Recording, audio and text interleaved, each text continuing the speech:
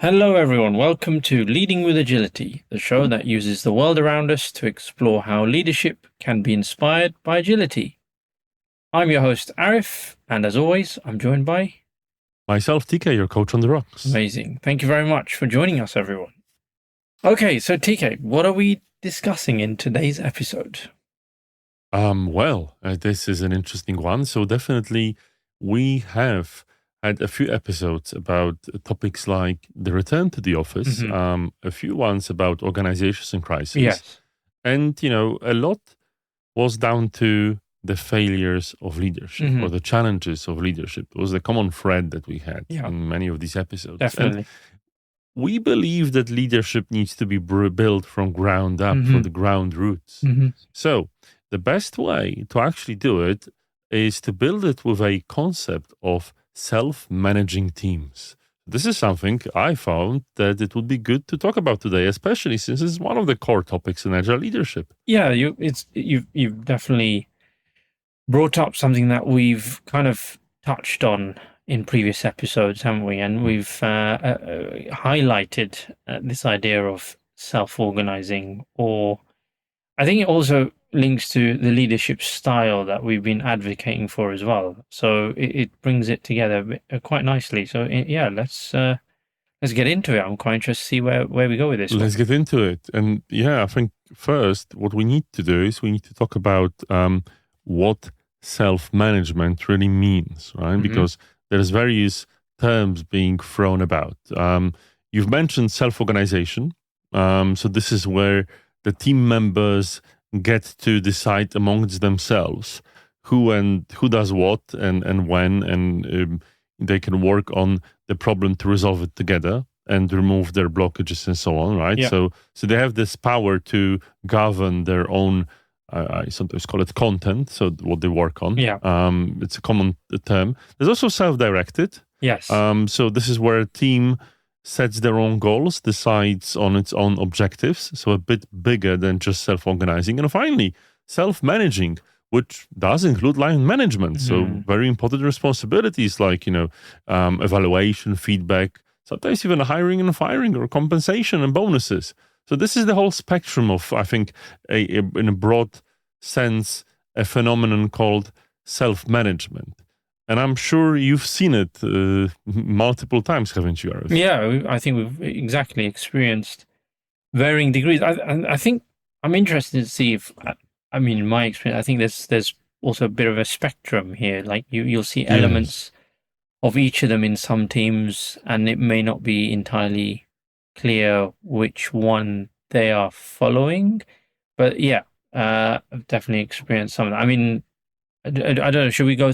How do you want to go through some of this now? Well, we can talk about each, right, and talk about possible benefits and where have we seen it, right? I'm sure that we both have seen self-organizing teams, definitely, quite a lot, right? So teams that are able to decide what they work on based on the mission that has been given to them. It's we'll talk about frameworks, but we've seen many frameworks that employ that, and how do you think it's effective, Arif? Why do you think this is something that people go for?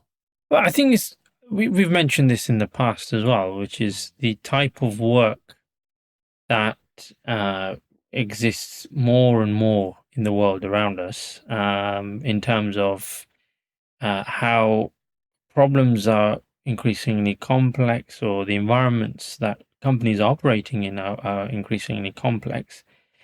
It necessitates a way of working that encourages problem solving, creativity, and people coming together to harness their best experiences and skills in order to solve the problem. And in that type of environment, the idea of self-organizing fits quite well, because you are less reliant on one person having the expertise or knowledge inherently to be able to solve the problem, but you're essentially harnessing the power of team, aren't you? You're saying, look, I, as the leader, don't know the answers, but that's why I brought you experienced people together to help me find the answer to this problem, because I can't give you the answer straight off the bat. It just doesn't work. I don't know what it is. So I think, and it's actually quite an interesting one on the topic of like should a leader necessarily be an expert Yes. on what the team is Yeah. working on, Yeah. right? Because there's two separate models. I don't know if I've talked about this story on this podcast, where I remember in one of my previous jobs, a senior leader, like getting to retirement, the person that has started the company said, "Well, for many years, I was so proud of myself because I was able to essentially do the job of everyone in the company." And I thought, well, that's a bit silly. Yeah. Why would you be proud of that? Yeah. Exactly. No, no, we've not talked about that one, but that's a bit of an odd one. I can remember. It's so funny when you mention the idea of should the leader be the expert, right? Mhm. And I'm certain listeners out there who, if any of you've worked in a startup or scale up or are in one right now, I've been in one, and that is a very strong vibe. You can get that the founder of the startup is the one who effectively came up with the idea, and more often than not are very much involved in the day to day of the creation of the company, the building of the company, and Mhm. getting it into a state where it's profitable, etc. Especially I mean more specifically in the early days, right?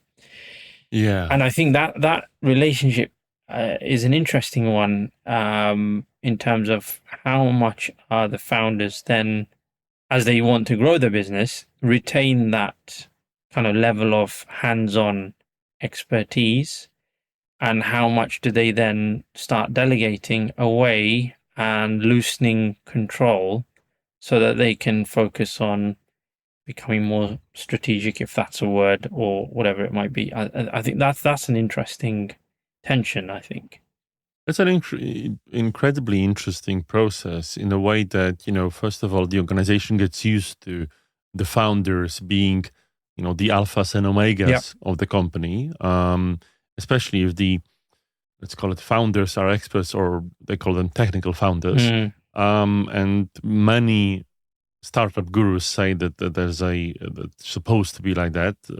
Wouldn't be able to tell. Not an expert on startups myself, but what I am an expert on is seeing how these kinds of people, even with their best intentions, can basically inhibit the team from self-organizing, right? Just them being there Yeah. is how people see them and think, okay, he definitely knows better, right? How can I ever know as much as this particular person? And it's funny because I have a friend who works at, I think they're probably in this transition between startup, scale up, right?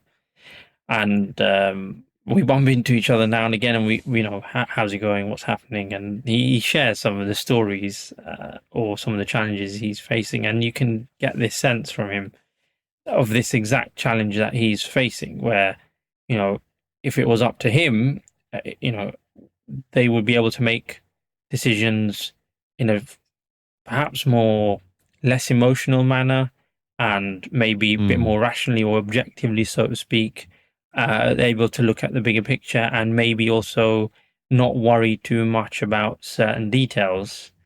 Yeah. And so he feels because of that, sometimes they're inhibited with moving quicker because it's like, well, the founder wants to do it in this particular way. Why? Because that's how he wants to do it, and there's no real rational reason for it, And I suppose it also goes back to this whole evidence-based management stuff we've talked about in a previous episode, or ideologically, making decisions, etc.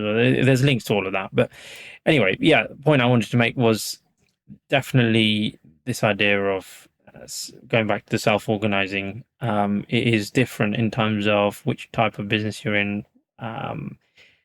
Where, yeah, the maturity of the organization. And I think if you're in, as I just said, with these examples of the startup scale-up world, it can manifest itself in different ways.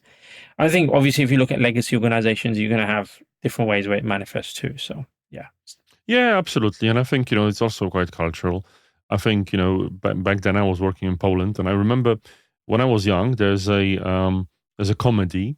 And there was like a bit of a skid, which is, it was like a hired help that worked on various households. And she progressed through the social structure, working on more affluent households as she did. And well, it wasn't actually a she; it was a guy pretending it's a woman. But let's not get into Oh, that. okay. not this kind of. No. He was hiding from it's a comedy. But essentially, there was one scene when the housewife said, "Well, my husband." Hmm. Is a professional director, Hmm. and it was supposed to be funny. Right. And now I'm looking at it and I'm saying, well, yeah, that's a profession. Being a professional leader, helping people organize and working on the system is a proper profession. Yeah. Why did people find it funny back then, right? And I think this is maybe in line with what I said about the other senior leader, in terms of, okay, the guy said it because he felt humble, saying, okay, yeah, because I could still do the job, right? That's how I'm showing my humility. So I don't think he was looking for respect. It's just cultural. But, again, it inhibits self-organization. But going further, if you want to have more than self-organization, that is the self-direction. So we're working with a bunch of teams now, Arif. They don't have a boss. Right. As in, they're supposed to find their own mission. Correct. They have mentors that serve them. Yes. But they're being able to decide on their own goals. Yes. And choose the problem they can solve to make, this particular organization, even the world or their local community, a slightly better place. So that one's interesting. I'm wondering if beyond the current program we're working on, have you ever seen a team can do that? Well, I'm sure they can do it. I mean, there's probably lots of teams who can. And I think what sticks out to me is that if you look at organizations where there are so-called innovation teams or teams whose expressed goal is to then find something new, discover something, that kind of thing. That I think is where I feel this fits quite nicely. And if you look at like, good point, yeah. The famous example to me is that whole Skunk Works model, right? And is that Boeing? No. It's actually Lockheed Martin. Sorry, wrong. Why do I know this? Wrong airplane manufacturer. Come on, Arif, too much Boeing for you. Oh gosh, yeah, too many Boeing stories lately, isn't it? Yeah. So that and how they, constantly churned out projects and new aircraft. Quite innovative. That were always innovative and pushing boundaries, right? And then. There's a famous case study by two Japanese researchers that led to the or inspired the creation of Scrum, the well-known Agile framework. Yes, and we're going to mention it a bit further on. Yeah, but you're quite right. That working on complex products. Yes, and, we highly recommend reading it. Yeah, the new product game was what they wrote their research paper, and a lot of that was I feel down to this idea of directiveness, because they talked specifically about teams who were then given like a mission at some level, but then everything else was decided by themselves in order to innovate and create something new. And become more they're self-directive, in terms of where they wanted to get to. So, So that's definitely one setting, right, that we all are familiar with. But you can see a lot of these kinds of teams in the third sector. So, charities, any kind of humanitarian relief effort. Good point. They bunch into teams, and because they're so strongly motivated by the mission, they can easily find things to work on. I would imagine that people in religious organizations that also want to spread faith and such, also probably because of their high motivation, work in this way, right? They don't need a boss there. They're just able to, because they are self-directed towards the given mission, they can just deploy, get in as a team and get started. Good point. Yeah, I was thinking of that. I was thinking purely of kind of like a work setting, but you're right. From a life setting there, I think you can make some volunteer-based organizations, soup kitchens. What's food banks, all of that. All of these wonderful initiatives. Right. People just come and serve, right? They don't need someone to necessarily manage them. Um, Hmm. so the last thing is self-managing. Now, this is where you don't have a line management responsibility outside of the team. It's within the team. So this is where people are doing hiring, firing, compensation and such. So I have some stories. Maybe you have some too. I worked with a team once that was given, okay, they were given a budget and they were supposed to manage their own recruitment process and find the person to add as another member of the team. All right, so HR, they were liaising with HR, but there was no one in between. They were given a budget and they were supposed to find the right person, and they did. And I think this was a good hire, although the process was quite laborious. And to be honest, they didn't have much experience with that. But then again, this is what leaders in the organization are for, to give advice and help with knowledge and their experience rather than necessarily directing. And the second thing that I'll tell as a story is about an organization that I've seen and not been a part of that basically had a very interesting bonus structure. Okay. That essentially what happened is the organization said, okay, as a team, this is what you get as a bonus. Is proportional to the margin which you will get on the product that you're producing, right? Yeah. A proportion of that portion will be your bonus. Now we trust you to figure out how you're going to distribute it amongst yourselves. Wow. Okay. And did anyone leave the room alive by the time they did that decision making? They came with everyone was not only alive but actually happy because what they did. This is quite amazing, and it's a bit of a tangent, but why not? So what happened is they said, well, it's such a great responsibility and we have no experience, so we need to research what's possible, right? So they started educating themselves. And they found there's a company in Sweden, Happy Mally, with Eugen and Palo. Yes. And the way they distribute bonuses is like based on the work people do and reporting hours. That's easy, but every month they roll a dice. Oh. And if it's a 6, they pay out the bonus. And if it's not a 6, they basically stash the bonus for next month. So you get a bigger bonus next period. And the reason they do that is because a bonus should be something unexpected. Yes. And not another portion of, your earnings. Correct. So, if it's, statistically, you will get it sooner rather than later. But this dice roll is like a moment that everyone's really looking forward to. I haven't been with them for long, but they definitely started this way and it worked well. I suppose that last point is really important about it, about the unexpected nature of it, because this is what Dan Pink talks about when it comes to bonuses, especially financial ones, and the connection with motivational theory, where the unexpected nature of it means that it doesn't affect motivation in a kind of negative manner. Whereas when we have when we have bonuses that are expected or become part of a salary, it can be quite it won't be constructive at all to employee motivation. And then unfortunately what happens is people then expect that it affects people's ability to focus, perform in their roles, because they want that bonus to be part of their salary because that's really important for them. So effectively pay people well, maybe a bit over what they should be expected, or what they're expecting in terms of a salary, and the bonus is a bonus. So it happens. So it can happen, it might not happen, and if it doesn't happen, it's okay.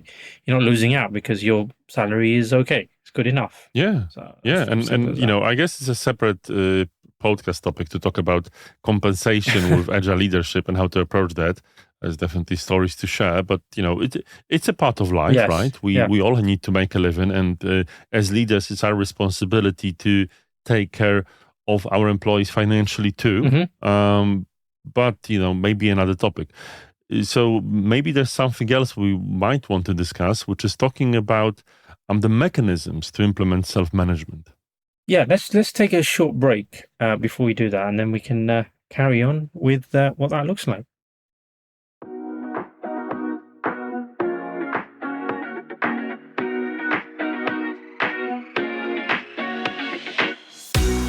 Did you know you can follow us on YouTube?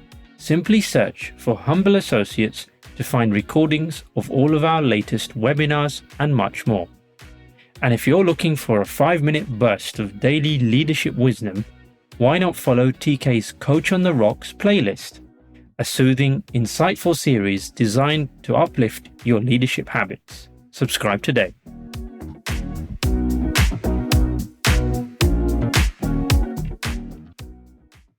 Okay, TK, we're back. So before the break, we were talking about what self-management is all about. We explored different types of self-management. You were going to introduce something a bit around mechanisms to implement self-management, weren't you? So yes, and philosophies that actually are famous or well known for using it. Nice. So I've got a couple, and it's actually interesting when I was hearing all about these philosophies, but when I did more research, I've actually delved down into history. You've talked a bit about the history of one of them, which we'll go into talk about very soon. But there's two that are very interesting, which is holacracy, yes, which is invented around 2007. Some of you might have heard about it. So this is a philosophy that came from academia, and it's all about like an organization without a traditional hierarchy of command and control. And there's also reinventing organizations and teal organizations, but by Frederick Laloux. Someone took quite some time to teach me how to pronounce his name correctly. I remember, so now I can do it properly. Around 2014, teal companies are characterized by the power decentralization, self-discipline, and natural hierarchies. Right. And it's Laloux himself, former McKinsey consultant, and he basically wrote this book saying that this is like the final stage of organizational development. So both of these philosophies, some organizations are really striving to implement that, have self-management at their core. Right. Yeah. But even though there's a lot of organizations that are striving to implement them, it's not always easy, and we'll talk about reasons why. But there's another philosophy invented actually quite earlier than most of them, around 1993, that is being very widely used, and some that know the word agile will probably recognize it, and it's Scrum. Yes, Scrum. Okay, we mentioned it earlier on. Oh, I hinted at it, I suppose. But why? Yes, I'm interested why you think this is a included in the list of holacracy. Excuse me, alongside holacracy and teal organizations by Frederick Laloux. The main reason is because I included it. The reason I did so is one answer. Because Scrum talks about self-organizing team, and in fact, I don't know about yourself, but this is where I first have heard about this term. Good point. Yes. But that's the interesting thing. Sorry to cut you there. That I like you have heard of it, but which brought me to the question, which I suppose kind of frustrates me a little bit, is it uses it, but doesn't explain much about how you really do it. I don't think so anyway. There you go, right? There you go. Absolutely. And also, one would say that the way it uses this is pretty interesting because for those that don't know how Scrum works, you've got a team that is self-organizing, which is they can choose what they work on, but they're not being self-directed, as in there is a person, and this role is called a product owner. So a person that gives the team a mission and it brings priorities to the team, right? But again, what they also have is another role, and for some people the name is a bit controversial, called a Scrum Master. So a person that sort of takes care of the team and helps them organize around these items that the product owner brings and follow the process. Now, the interesting thing is, indeed, Scrum doesn't tell you much on how to achieve self-organization, but it has a bunch of techniques that are definitely conducive to achieving that. So it's implicit, is what we're saying. I think so. I think that the techniques in Scrum, and we're going to list a few, and obviously we have quite a bit of experience helping people implement some, if not all of them, I think really help teams self organize. So, the first thing that Scrum is talking about, and I think you would agree, is that the basic unit of company organization is a long lived cross functional team, it's the building block. Yeah, and I think this idea of long-lived is debated a lot, isn't it? Now, some people do have differing views on that and say, well, what does long-lived mean? Because we might need to change direction, do something different. The team needs to be broken up, achieve a different mission, etc. But yeah, fundamentally, I think what Scrum would ask for, advocate for, is some form of stability, where a group of people come together to solve a mission objective, and they are multi-skilled, right? And there is some stability around them forming in enough to be able to support themselves, in achieving that mission. So I would argue if the team isn't long-lived and cross-functional, any degree of self-management is really difficult to achieve. Now, you might debate of what is actually a team, right? For Scrum, it's like, 7-ish people at two pizza group of people that you can easily feed with two pizzas.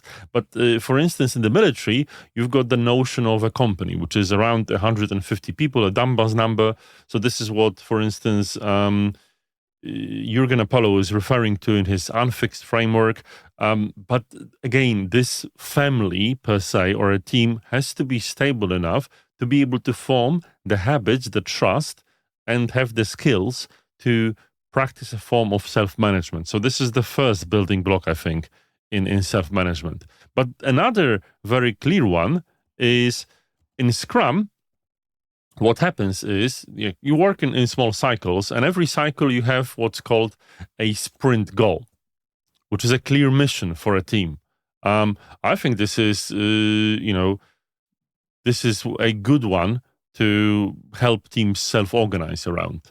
Yeah, I mean, I think that there is some good stuff in Scrum that will help us or help a team become self-organizing. Like you mentioned, the idea of having a goal for a fixed period of time, so you know where you're trying to aim for, try and achieve the goal, then reflect, review, have you achieved it, what needs to change, etc. I think that's all good stuff. Mm-hmm. Yeah, I think though it's interesting. I'd like to explore a little bit beyond. Maybe Scrum is one thing, it's great, perhaps, yes. Does it fit in all circumstances? That's a question.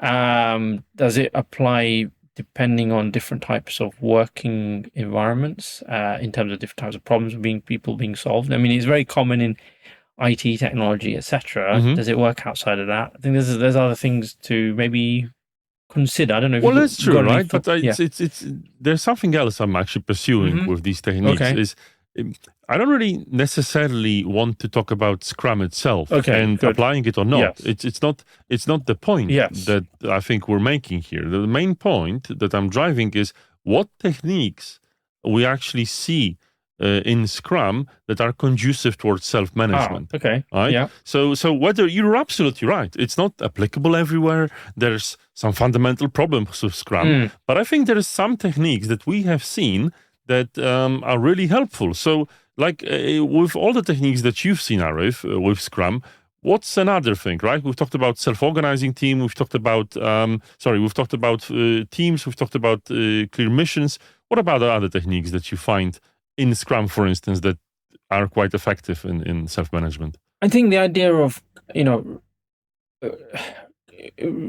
pausing and reflecting on how things are working and what needs to improve, and owning that as a team, making the right decisions on how do we work better, how do we work more effectively, how do we become a better team. I think those are some aspects which I like. I think they're really powerful. They are quite universal, yes, but Scrum in itself does force you to spend dedicated amount of time on a regular basis to answer those type of questions. And that can only be a good thing. And we've talked a lot about agile leaders reflecting, haven't we? We've Hmm. mentioned this a lot. We mentioned this constantly in the podcast. And I Absolutely, think yeah. activities like that can only reinforce that message. So this is quite interesting because, for instance, if you outsource, if you take a role of a leader or a manager and put it on a team, obviously the team needs to have the time to self-reflect, and this is an interesting one, and this is why it's there, right? So instead of like just sitting down by the coffee table and thinking, oh, how I'm going to solve this problem, the team has to have the time to do that and the process to actually think through that, which is what this framework has. But this particular framework, and I'm mentioning the name on purpose, has another thing. So it has a clear scaffolding of events, meetings, and tools and so on that is there to fall back on when the team needs to coordinate. Now, I'm mentioning it because in the team, ideally, you would have all the skills when it comes to, risk management, project management, time management, all managements, right? But sometimes there's so much that it's difficult to have all these skills to achieve success. So, what a good framework does is it gives you a process, a set of meetings, for instance, with clear agendas, clear goals that you can follow and fall back on to make sure that the coordination happens. I find that pretty effective. Yeah, it's pretty impressive. And I think that there is a lot to be said for the framework or the method Mm-hmm. providing all of that. I'm just wondering if we step out a little bit, TK, beyond the All right. method and framework elements, are there behavioral aspects or are there attributes that we need from leaders, managers to make this even more powerful, for instance? Can they make this more easier to adopt to bring to life in the workplace? What are your thoughts on that? Well, personally, now this is quite interesting, right? So what needs to happen is, and I think I'm linking it to what I previously said about the scaffolding, Yeah. is that the leader needs to manage the system around the teams. So build this particular scaffolding, and it's not only the behaviors inside the teams, but it's also the ways to coordinate between the teams, the hiring process, we've talked about bonuses, right?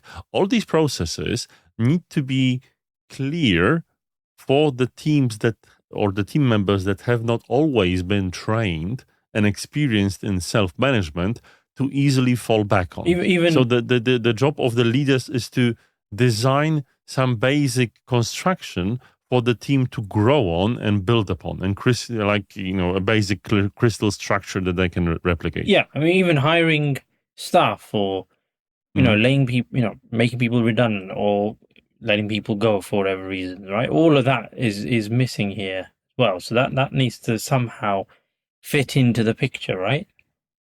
Yes, absolutely. And uh, as you said, that I know, Arif, that you're not always a fan of methods and so on, Mhm. but I always treat them as these small grains of crystals that you can build upon, right? And it's not important really what the authors of the method say. I don't care as much about it because I believe that they're someone else's solution for someone else's problem. But you most certainly can learn from it and see what works effectively in your context. Now, a leader, an agile leader, with their reflection and their ability to reflect on their impact, needs to be there to manage the system, so people have the ability to self-organize within. Right? If they're interested, and as we've mentioned, the reason self-organization is there, and you've mentioned all the reasons why it actually utilizes the talents and intelligence of people. The leaders need to be on the level that they can think on like a meta plane, on a meta flight level, which is like, okay, how do we design the not necessarily the framework, but the structure that makes it easy for the teams to self-organize? Interesting. I think there's something we haven't really touched Hmm. on or discussed. Okay, give it a touch, Arif. Yeah, which is okay. Do all organizations need to be self-managing? You know, I'm controversial, but yes, there's a question that needs to be asked. Do we want all organizations to have self-directed teams, for instance, or pure self-managing teams, or is self-organizing enough? What level is acceptable? What do we want to see happen? I think there's going to be some kind of I'm assuming, the political answer or the what's the word I'm looking for? The phrase I'm looking for. The appropriate answer. I don't know. I can't think of the word to my head now. It It depends. depends. Exactly. Yeah. Yeah. Exactly. That's what I was going for. It depends, and there's some grey area here. But go on. I don't know what you think, TK. There's probably something to be said around this, right? Absolutely. I don't want to paraphrase Deming and say, self-organization is optional and so is survival. I would say the following, which is like, who am I to tell you how to run your organization? I can share what's effective and what I've seen work. And if you want to build your organization around your own principles, well, it's your organization. And, You're the leader, right? and I think there's also something to be said. We see this pattern a lot, or we have seen this pattern a lot in our I would say previous life, but when we were purely focused around, supporting organizations with agility, right? Mm-hmm. Where it was very common, and I think to some extent it still is. We see this is still happening. Organizations will be thinking about, oh, we need to transform, we need to change how we do things, blah blah. Great, okay, who's doing something good? Oh, these guys over here, this company, they're very famous for this new, Insert famous but name, yeah, yeah. yeah, yeah. I'm not going to say any names, but I'm going to say, that company's really famous for this method and framework. Let's just copy. I want what they've got. Can you do that for me? Right? And then it never works because for a lot of the reasons, and some we just touched on, that it depends. Your work, what you're doing, your context is not their context. So your culture as an organization is not their culture. It's completely different, right? I was even Yes. looking at some of the reading for this episode. We looked at there's a case study on Zappos, right? Mm-hmm. Yeah, And quite a famous one, yeah, yeah. they offered severance package. Sorry, excuse me. They offered severance packages to all employees for whom self-management was not a good fit or who wished to leave for any other reason. 18% took the package, and a fair chunk of them cited the holacracy self-management model that the company used. So you have to bear that all this is going to be contextual and subjective, and just taking on board, okay, because that company's doing it, we want to do it here, doesn't work. You will fail. And the thing that what from what we've been looking at, I've looked at, you look at Zappos, they've got a very unique approach to self-management, right? Mm-hmm. It's a model that is only exists there, perhaps, right? This idea of circles and Yeah. badging and awarding skills for badges. Excuse me, awarding skill badges as a way, as one mechanism for growing teams and supporting teams, etc. Right, having circles around certain topics or areas. Right, that's not Scrum. That's not perhaps holacracy. Maybe out of the box, if there is such a thing. And then we look, and the most popular case of this is you got this so-called Spotify model is another one, right? You got the Spotify as a company who probably by now at this point probably don't even follow this so-called model of their own. But the point is the same. They have their own model they developed through testing and learning and through evolving and through understanding what they think is the right thing to do for their business, and came up with something that worked for them. And then, everywhere you go, you say, oh, I want the Spotify model, or I want, what that company's, or the Zappos thing, or whatever, that's the thing that I just wanted to reflect on for a few Well, minutes. it's a good reflection, Arif. And I think, it's mainly due to the fact that, okay, so there's a very, not really complex mechanism that leads to that, in my Yeah. opinion. It's all about a leader wanting success, wanting to replicate success, and thinking that, oh, it's too complex. Can you do it for me? So there you go, right? And I think, but it's also important to understand the pros and cons. We talked a lot about the pros of self-organization, but for instance, if you self-organize and have self-management teams, there is challenges, right? So if people are talented in delivering value, but are not talented to be able to optimize their work, optimize the process of work, you might have less efficiency. Yeah. It's perfectly natural, right? Because this talent might be missing because you've just got people that aren't being trained in that. For instance, they're not lean expert, and now they have to have this responsibility. And traditionally, a leader did that, rightfully or wrongly. But there's the situation we're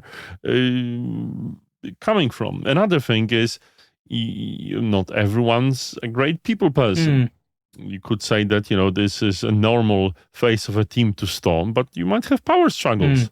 You might have all kinds of difficult to resolve conflict. And again, previously leaders have been trained to do that. And if you don't train your team and just say, oh, go and self-manage, you might have difficult situations that might happen. And finally, I think the biggest reason why self-management isn't as popular as it could be with all the great things it brings is the notion of reduced control, right? If you're letting teams manage themselves, you're granting executive level employees far less control in the organizational structure. And many people are terrified of that. So lack of control just brings anxiety. And it's interesting how in some of our previous episodes, we've alluded to some of that, where, how a company's transformed. Sorry, did I just say that? I didn't mean to say that. Where the company has gone through some transition and transformation into a completely new culture, which has meant that there is a greater fear when, things are about to go wrong or going wrong, and therefore we need to control things more. We need to stop things from happening. We need to, limit communication in a certain way, etc., because the fear factor is now increased 100-fold because the scrutiny is now greater because we're now listed on the stock exchange, whatever, right? So interesting how we see this play out in the world around us. It's fascinating. That's quite true. But these are genuine reasons, right? We can debate about them. We can talk about why they're there, how they are productive or not. Definitely. But the one thing that really gets to me is like paying lip service to all of that, right? It's like, oh yeah, we're all self-managing, we're all holocracy, Spotify, whatever we are, right? And it's actually the reality on the ground is nothing like it. I don't know. Sometimes I think that we've seen it many times. People think some people are malicious and just like pretend. Some people don't really know what it means. They don't think it means what it means, right? Oh yeah, self-managing. I mean, they can take the break when they want to. But what happens in this case, and this actually limits the pervasiveness and the spread of self-management, is the fact that people say, hey, this is a great idea in theory because somehow people say we're doing it and nothing changes. So then you leave an organization, you move on, and it sort of becomes the norm. So this is the problem with many of these wonderful concepts that we sometimes talk about, right? That people don't take them seriously, or they're not brave enough and bold enough to call out the BS that sometimes can happen in, like, if you're doing stuff, let's do stuff. If you're not doing stuff, just, don't do it. That's all, right? Be congruent. No, I definitely agree. And I think that as we draw the episode to the close, and this is what I'm thinking along those similar lines, whatever state your organization's in and wherever you sit in the organization, hopefully you've been inspired with some ideas or some thoughts to kickstart your own journey into self-organizing, self-management as a broader term, whatever it might be, and in however way it's possible to achieve for you. I would just say that you need to have serious conversations with your leadership team. Unless you're a leader yourself and in a decision making, you'll have to have a serious conversation with yourself. Exactly, yeah. And it's about, okay, are you prepared to essentially put your money where your mouth is and create a safe space for experimenting with something different? And are you prepared to not effectively not penalize if things go wrong? Right. These are the kind of conversations you need to be having. It's okay that this may not work. It may not work for you and your organization. That's fine. But are you prepared to give it a go? And it may be that the type of self-organizing you come out with is not going to be what the book says or exactly what Scrum says or Holacracy or Spot, whatever. It doesn't matter. But or what a certain podcast said or on what the we internet. exactly, right? But from a principle point of view, what are you prepared to do in terms of creating a principle where an employee or your set of employees, your teams, are in a position to have greater control and greater autonomy over the work they're doing, how they're doing it, and in an effort to get better outcomes delivered for your organization. That's what it's all about at the end of the day. So those are my closing thoughts, TK. I don't know what you wanted to add to that. Yeah, just have a conversation with yourself, and be skeptical about what other people are telling you, and if they're not presenting a balanced view, watch out. Brilliant. Thank you so much. Thanks, TK, for a brilliant topic. I hope everyone listening enjoyed the episode. As always, if you haven't already, please like or subscribe to our show and leave us a review. It definitely helps us with the algorithms, and share the podcast if you haven't already. So until next time, thank you very much and goodbye. Bye.